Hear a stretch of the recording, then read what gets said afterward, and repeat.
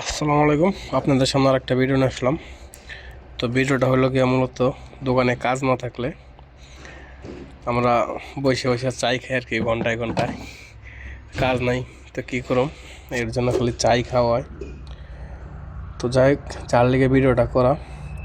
তো আপনারা যারা দোকানে মানে দেশে দোকান মোকান চালান, তো সেরকম একটা ফ্লাক্স কিনে দোকানে রাখবেন, কারণ হলো গিয়া সাশ্রয় অনেক। আপনার একটা রং চা বাংলাদেশে 5 টাকা, আর একটা দুধ চা নেয় 10 টাকা। এটা মানে জায়গা বুঝা ফারাক হয়, টাকা 10 টাকা 5 টাকা জায়গা বুঝা ফারাক। তো এরকম একটা ফ্লাক্স কিনে চা চিনি পাত্তি পুত্তি যা লাগে আপনারা কিনে দোকানে রাখবেন, কারণ চার দোকানের চা থেকে নিজে চা বানায় খাওয়াটা আমি মনে করি অনেক বেটার।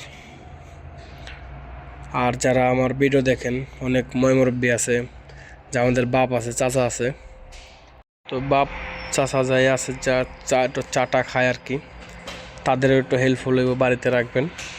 কারণ আপনি দেখেন 1 কেজি চিনি কিনবেন কত 80-90 টাকা, আমি সঠিক জানি না, এর লেগে বললাম আর কি।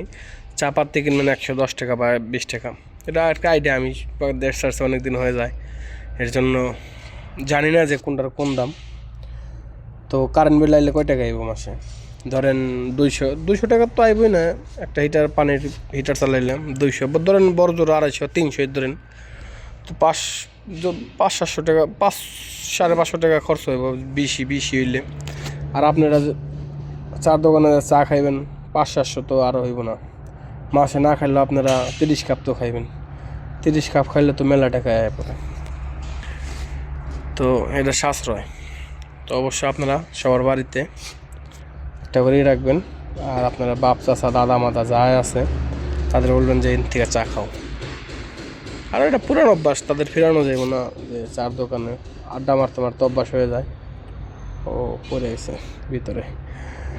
যাই হোক, আজকের ভিডিওটা এই পর্যন্তই।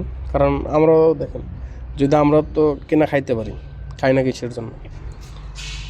এটা একটা হেলদি আর কি। আপনার লং এলাচ টেলাচ যা লাগে দিতেছি, আদা মাদা, সাশ্রয় অনেক। সাশ্রয় সব দিকে বিবেচনা করে দেখছি যে আমাদের সাশ্রয় এটা। এর জন্য আমরা দোকানের ভিতরে চা বানাই টানাই খাই। তো দেখেন আজ আমাদের দোকান কাজ নাই, তো কী করুম, এর জন্য চা খাইতেছি। তো ওকে, আজকের ভিডিওটা এই পর্যন্তই।